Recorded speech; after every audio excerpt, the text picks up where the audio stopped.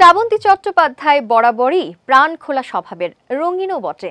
সামনে মুক্তি পেতে চলেছে তার নতুন ছবি আমার বস। তার আগেই উইন্ডোজ প্রোডাকশন হাউসের হোলি পার্টিতে উপস্থিত ছিলেন তিনি।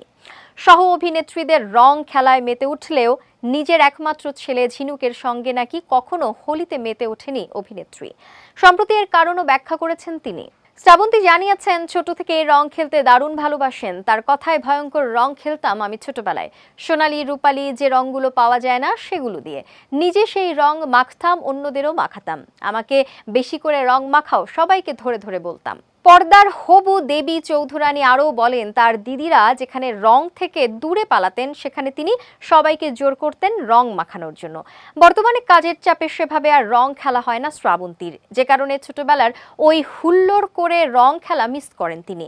তাই এদিন সুযোগ পেয়েই নিজে রেঙে উঠলেন, অন্যদের রাঙালেন।